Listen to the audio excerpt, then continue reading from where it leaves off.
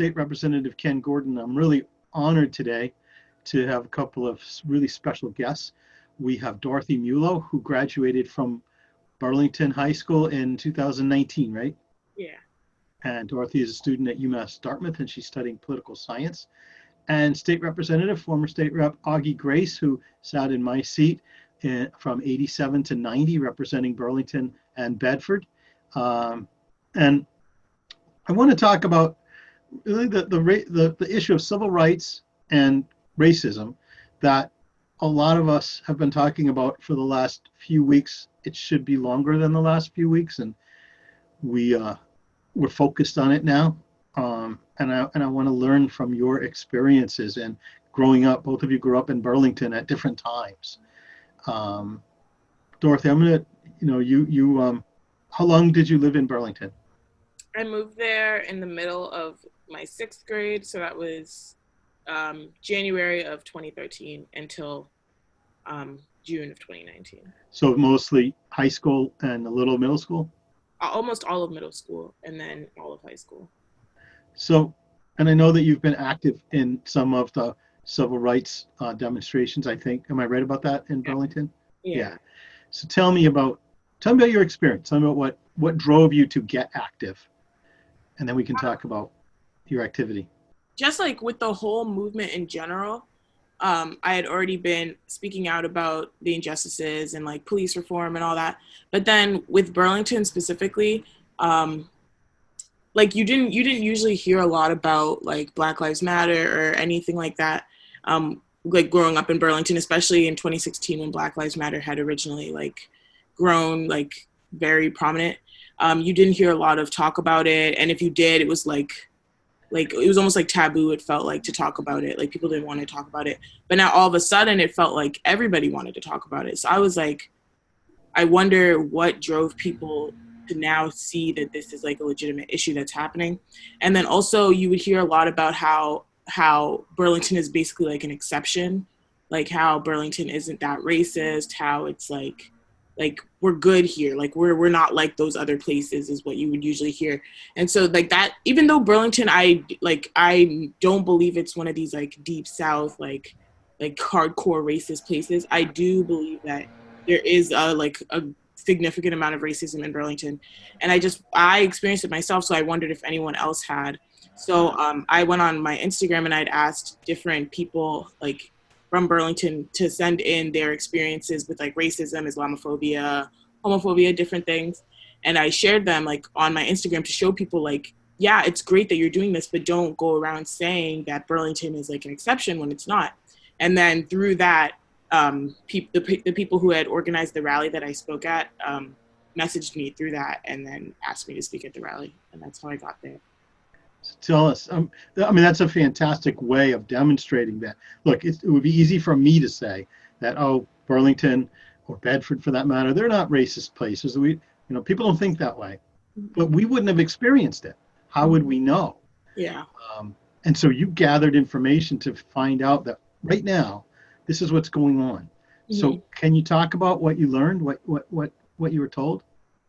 Like, Burlington is like you wouldn't really know it, but Burlington is such a diverse place. Like there's a lot of Black people, there's a lot of Indian people, there's a lot of LGBT there.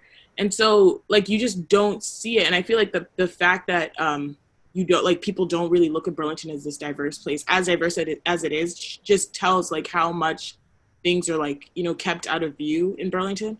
So a lot of the people, like for my whole growing up, like it was, people would make fun of the Indian kids growing up. They would call it like Burlindia. Like they would say all these crazy things. They'd be like, oh, it smells like curry. Like they just say like the craziest things. And you would hear it growing up. And at first, like my ignorant mind, I would just be like, oh, they're just joking. But you realize that this is just like, this is who they are. Like these aren't jokes. Like this is like, it's racist. So a lot of that's like a lot of the submissions I got in. It's like go back to your country. Oh, you must be a terrorist, blah, blah, blah. Like my friend, she's Muslim. She had a boyfriend who's white and he was on the hockey team. And one of the other hockey players had told him, like, at least I'm not dating a terrorist. And it's like, it's just like a lot of these things just keep happening and happening. And then people just dismiss them as jokes and they don't want to like take them seriously. So so that was like pretty much a lot of the submissions that I got in. Just a lot, most of them were for like the different categories that they were, like Islamophobia, homophobia, like they were almost all along the same lines. Yeah, people thinking that they have a license to tell these jokes. Yeah. Somebody's going to laugh. Yeah. They're not funny. It really isn't. And it becomes that two-way street. Augie, what is that different from what your experience was as a younger resident of Burlington, and now you're still a younger resident, but not as much so? Well, Burlington's much more diverse than when I was growing up here. So my family moved here in '67, and I was in the seventh grade, pretty similar to Dorothy, starting off in middle school. And when I first moved to Burlington, I think I knew all the other black families because there were so few of them in Burlington. I can, walk around Burlington now and go shopping in Burlington, and I see African Americans, and I don't even know who they are anymore. So I think that leads to the diversity that's occurred in Burlington over the years. But I've lived here for over 50 years now. Myself and my four brothers all grew up here. I think Burlington's a great community, I love Burlington. But at the same time, we did face racism and discrimination and prejudice, and but it was kind of almost as Dorothy said, it was kind of under the rug or hidden a little bit, in that people didn't want to really talk about it. And in fact, as you mentioned, when I became elected to the legislature, people would say, "Oh, Burlington's not racist. They have a African American legislative representing them." But there was still things that were going on. When I was young, I got in fights just because I was black. I had, people called me names. One time our home was vandalized. When I started driving, I did get pulled over by the police for no reason at all. So all of that occurred, and I heard about Dorothy's social media, and it hurt me a little bit in that I had hoped that we were making some progress, that these things wouldn't be happening to young people in Burlington or in Bedford or any of the communities in this area. But I think it just shows that changing history takes a long time, and unfortunately, my generation has not done the job that was needed. But I'm still hopeful that things are going to change for Dorothy and for her generation, particularly watching what's been going on the last 3 weeks. Well, I think one change, Dorothy, you mentioned your use of social media. One change that seems to have occurred are the number of people who can use their cell phone to record videos of incidents that we wouldn't know. And we're seeing over and over and over these horrific, George Floyd being probably the most horrific video you can imagine, because you've got a police officer, someone that's sworn to serve and protect, with his knee on the person he's supposed to protect and his hand in his pocket. I could never get over the hand in the pocket. It was just so casual for 8 minutes and 47 seconds. But then after that comes the incident at the Wendy's in Atlanta. Could they possibly have? They couldn't have possibly done anything worse after what's been going on. And so, as you said, our generation hasn't taken it there. But Dorothy, I'm thinking that the videos are putting it right in the lap of today's leaders and those coming up to say, look, deal with this. This is what you're turning your back on. Mm-hmm. What do you think? I just feel like such a dramatic change just needs to take place because I feel like history is just constantly repeating itself. I feel like we keep saying the same things over and over, and it's almost like a cycle. Like everybody, something happens, everybody gets mad, an investigation happens, it's long, and then eventually, like, like they do something to like appease us, like an indictment or something, and then it just like all gets swept under the rug, and until the next thing happens, and then it all starts all over again. So I just feel like a lot of the people now are just so fed up with it. I feel like they're almost like done waiting around for like the powers to do something about it. Like they just want to see change now. So I think it's just like either like, I feel like for the people that I'm around, like a lot of my friends are also speaking out about this. I feel like a lot of like the consensus is like either like get on board or get out of the way, honestly. For both of you, so you know that I serve in the legislature now. What can we do?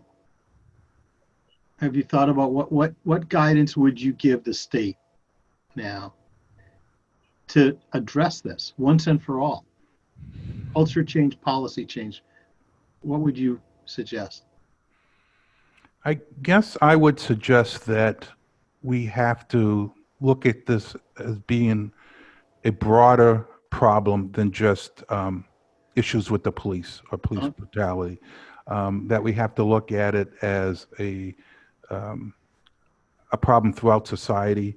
When you look at combined with COVID-19, and we're seeing what the effect has been on the communities of color, the disparity of healthcare that people of color have access to, education, education, particularly in the inner city schools, job opportunities. I think we have to look at addressing all of those issues, and I think now is the time to try and do it. And I, I listened to Dorothy saying that people are fed up and that they don't want this to be another another incident in which we soon forget about it. But I think this one is different. Being the old man that I am, I can look back and I've never seen the public response that I've seen the last 3 weeks. And when I say that, I'm impressed, or I'm optimistic, because I see so many young people, but I see people of all ages that are coming forward and are saying, hey, we have a problem here. We need to address these problems. And I also see that it's and again, I think it goes back to social media, in that people are responding every place. I mean, it's not just in Boston, or it's not just in Brockton, but when you're having demonstrations in Burlington, and when you're having demonstrations in Woburn, and when you're having demonstrations in Chelmsford or Westford, it is hitting a chord. That video, that 8 minutes and 46-second video, is hitting a chord with so many people, and I got to believe that it's going to continue. That it's not going to be the one instance, and then in a couple of weeks we're going to be forgetting about it. Dorothy, do you see hope as well? I do, honestly. Like, even though it, like, I did mention the cycle, like, it does feel different to me as well. Just like, how long it stayed in the media. Like, usually it's just like one media cycle and then it's over with. Like, we move on to the next. But like how everybody's really pushing for it to remain like a prominent issue. Like we want change like now. I do see a difference. Like for what like politicians can do, like honestly, I just feel like there's like a lot of obvious answers. Like he said, a lot of inner city schools are underfunded. Like there's high crime rates. Like, and I feel like they kind of write off like these inner city neighborhoods as like troubled places.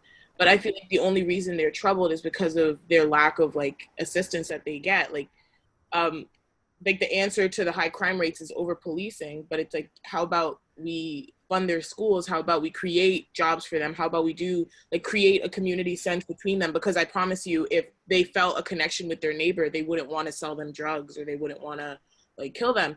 So I just feel like there's like a lot more obvious answers than over policing, and that just kind of seems like the easiest route that like the government usually takes to manage these places. Yeah. What you're both saying really is when you put it together, if people had access to a better education, that would give them access to a better job. That would give them an option. Because if they don't have that option, they're going to turn to the only available choice to put food on the table. Because anybody desperate, anybody that has no other way to feed their family is going to find something. And if we, essentially using that metaphor, if we starve them of options, then we're not serving our community as a whole, or that community at all. And we're doing everybody wrong. I want to ask you about, I think both of you said this about education. So the two-way street is that by ignoring education for people in urban neighborhoods and similar neighborhoods like that, you're cutting away opportunity, and they've almost lost before they've started. Also, I don't think we teach kids in the suburbs about cultures other than the majority culture. They don't learn. We're talking about the Tulsa massacre right now because there's a planned rally going on in Tulsa and what happened in 1921 and the culture that existed there that was wiped out. I bet most people are just learning about that right now that are paying attention to it, but that's not taught in the schools. Having to travel with a green book. There was a movie about this recently. Having to travel with a book that tells you these are the places that will sell you gas, and these are the places that won't. It's appalling to think that that's how people live, and they do, and it's recent. It's our parents' and grandparents' generation. So I think our young people have to learn about the history of more than essentially one culture. Mm-hmm. You're still in school, Dorothy. Tell me what your thoughts are about that. Honestly, I just feel like I was like shut off from a lot of history that I never got to learn. Like I feel like it's not even just in Burlington, because I grew up in Waltham at first. I moved to Burlington in 6th grade. I didn't even know. I remember learning about like Christopher Columbus. Like I thought he was like this great man. Like I didn't know like they had a holiday for him. Like I didn't know any better. And then I remember in 7th grade, my gym teacher telling me like how they didn't want it to be called Christopher Columbus Day, and I was like, why wouldn't they want that? Like, and then he told me what like he actually did, and then I was like, oh, like I didn't know. Like I just feel like a lot of history is kind of like kept from us, and a lot of people just go through their lives. Like my friend, she told me that her brother, he's in high school, he's a sophomore, he didn't know like what the KKK was, and I was like, this is crazy. Like this is a lot. This is important history, and I feel like going to college, I was able to get some like learn more about like history more in depth.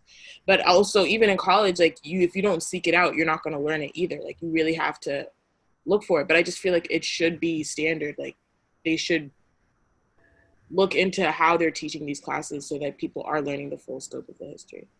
Yeah, I agree with you. They shouldn't be electives. People need to know about the culture of their country. Yeah. Augie, when you served in the legislature, we talked a little bit about this before we went on camera, but we talked about campaigning in Burlington and Bedford as an African-American candidate, and also serving in the legislature. Can you talk about your experiences, whether you considered that you were being treated differently in any way? Or? Yeah, so I think, as we had talked about real briefly, I did not face a lot of discrimination, at least open discrimination when I was campaigning. I did the whole campaign going door to door, meeting with people. As I mentioned, my family had grown up in Burlington. We were very active in the schools, so we were well known in the community. So I think in some ways there was some acceptance of us. And that helped me with my campaign. But once I was in the legislature, I faced, discrimination that I had never experienced before. And a lot of it was just through rumors. I was an affordable housing advocate because I thought affordable housing was key to communities like Bedford and Burlington to be able to keep the young people, to give them housing options so that they could stay in those communities, because those communities were getting so expensive to be able to live in. But yet rumors were always being stated that he's pushing for affordable housing because he's going to bus in people from Roxbury and they're going to take over all the affordable housing units in Burlington, or that that I was involved in drugs at some point. Just ridiculous rumors. And then I served for the 4 years as a member of the Black Caucus at the time. And I was an attorney, and I thought I had some skills that I could bring to the other members of the Black Caucus, and particularly since they all represented urban areas, I thought I had some things that I could help them with. And yet people were saying, well, why is he getting involved in legislation that has to do with the Black community? He should be representing Burlington's interest.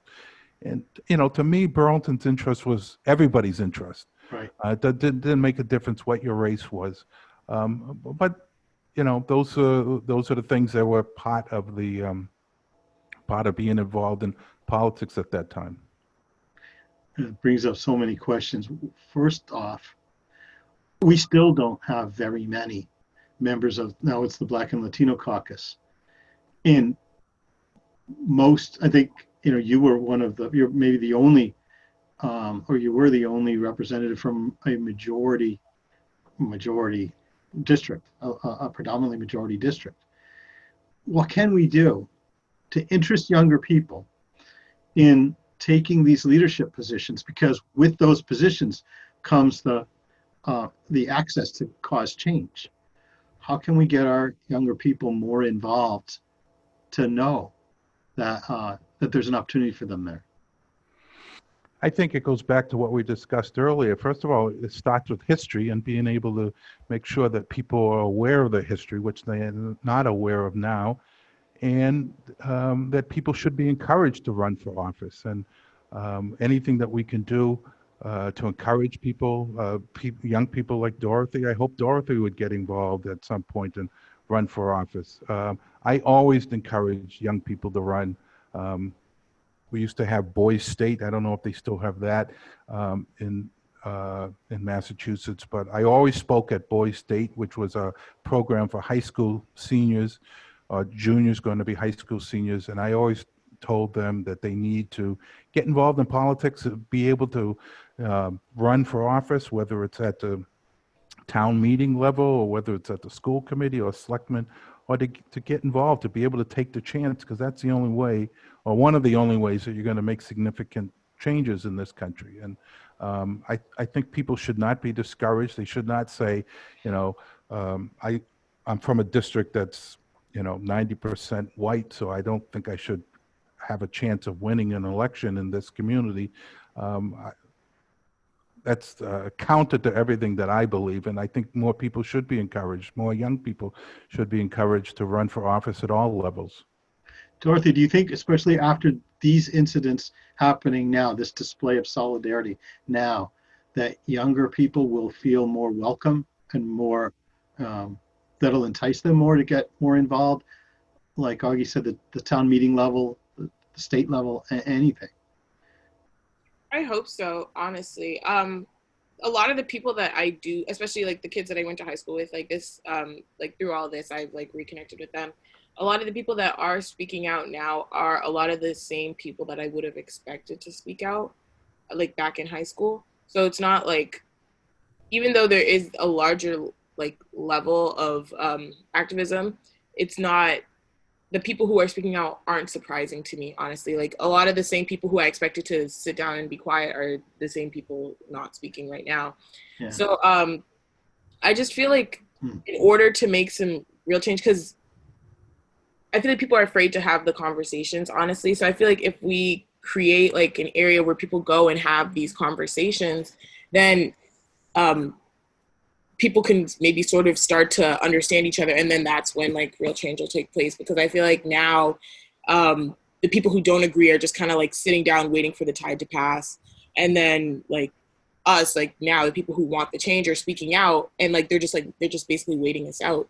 So I just I feel like, especially for the kids my age, I feel like if if we expect them to get more involved, I feel like we have to have those kind of like hard conversations. Yeah. I mean, when people hear that what you're looking for is something that's, pretty reasonable and logical, things that, being treated with respect. Like Augie said, it goes beyond the police is a symptom, nationally especially, is a symptom of what's happening, is that when a class of people is treated without respect, without the same opportunity for housing, for jobs, and the like. And as we narrow civil rights, it just seems that people who find themselves in that situation, people would wonder, is this worth it? And I hope that people are getting the message after seeing this solidarity, these demonstrations, that, yeah, maybe this is the time to grab on and, like you said, start these conversations and have a discussion. Yeah. Can I just say, I would love to see people have these kind of difficult conversations, but realistically, are people going to have these conversations if they don't even know people? And I think we got to take that first step. And from all your viewers who are watching this show, one of the things I wish they would think about is, why don't you try and get to know somebody other than somebody who looks like yourself? Whether you do it through your church, your community groups that you belong to, neighbors, try and get to know someone who looks different than you, and at least start a dialogue with them. And then hopefully we can get to where Dorothy is talking about having those conversations. But we're not going to have those conversations if people don't even try and get to know each other. I think that's absolutely true. Dorothy, what do you think about that? I think it's a good idea. A lot of like the Facebook groups for I feel like those ones are just so pointless, honestly. A lot of the Facebook groups have kind of started trying they created like a Burlington political group where you can go, because most of the groups, the group chats on Facebook for Burlington, you're not supposed to talk about politics because it creates like a tense atmosphere. So they created a group specifically for politics, and like I guess their intention was to like have these difficult conversations, but a lot of the time like the conversations are very unproductive. And so I just don't know the correct setting for it. Like in these group chats, it's almost like someone had said, all right, someone tell me the racist policies that there are in Burlington. And then nobody could tell him the racist policies. So then he's like, all right, so there's no racism. So it's like, no, like just because they didn't spell it out doesn't mean that there isn't any racism here. So I just feel like, and then you say something and then now you have like 50 other people coming and like attacking you. So I just feel like finding the correct space because getting people to come in person is very hard. Like, I don't think it would take a lot to get people with different views to come together in Burlington. So I just don't know the correct setting to like orchestrate these conversations. Especially difficult during this period of the coronavirus too. We're not gathering in person. But once this is over, I mean, again, if there's anything, I mean, I would love to host. Getting people there is a whole other story. Mm-hmm. But if as the state rep from Burlington to host a breakfast or a lunch, a multicultural event, so that people first of all could talk about culture, because people shouldn't become invisible. It's not like, I don't see your difference. Of course you do. Mm-hmm. Let's celebrate that, learn from it. It's actually very interesting to talk to someone who has a different background than you do. You learn. So let's start by talking, it seems to me, and if we can get people there, I would love to be part of that solution. Once that opens up. Any other thoughts you have about what we can do to keep this momentum from so many people? Just checking the time. We have a few more minutes here. Okay. I feel like it's like definitely in the schools too. Like through this, like I've the superintendent of Burlington Schools has reached out to me, the assistant superintendent, and they seem like they're really trying to like take it a step further. Because even though I feel like it does start in the house, like if you want to have these types of conversations, especially with your kids, like it does have to start at home. But another like place where kids spend a majority of their time is school.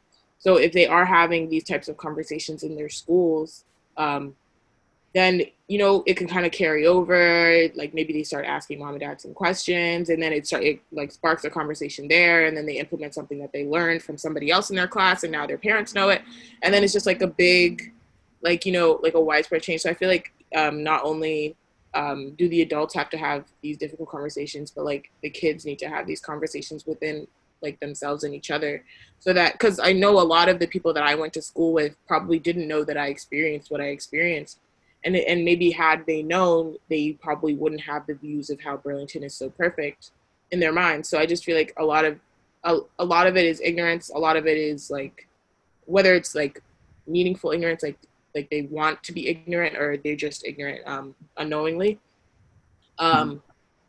Like I just feel like a lot of people just need to have these conversations like within each other. Like I think like within schools. You're right. That's a great forum. The students there are there already to learn. And this is an opportunity to learn from each other. I think that's a great idea. And I'm glad that the superintendent reached out to talk to you about something like that. Augie, any last thoughts? Just that I still remain optimistic, and I still hope that the incident from 3 weeks ago, the video of the 8 minutes and 46 seconds, and the impact that it has had on all of us, I'm hoping that this is not going to be just another blip on the radar. And I'm hoping that the numbers of people that we're seeing out on the streets, the diversity of the people who are going to protest, the people who are starting conversations, I'm hoping it's going to have an impact. And, you know, I got to believe it's got to be different. When I see, you know, the NFL says we're going to start changing, and when I see large commercial entities say we're going to make a change, and when I see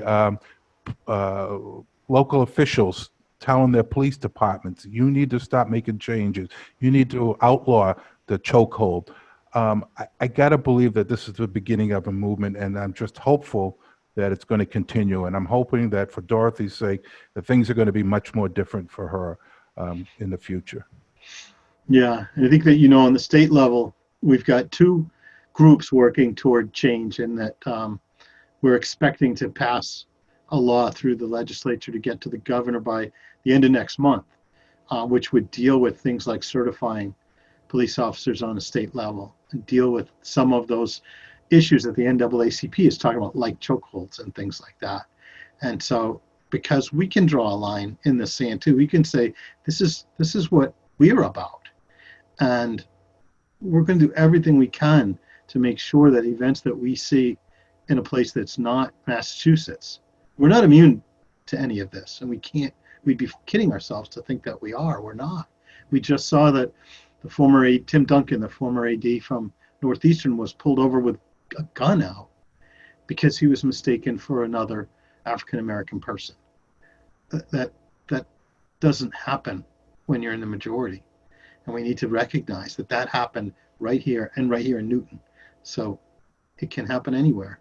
And we've got to work to make this a better place for everybody. So Augie, Dorothy, thank you so much for coming on to Rappin with the Rep, to talking to us about this very, very important issue. And we should hopefully, you know, we'll continue to work together and hopefully get to a better place. Thank you very much. Thank you, everybody, for tuning in.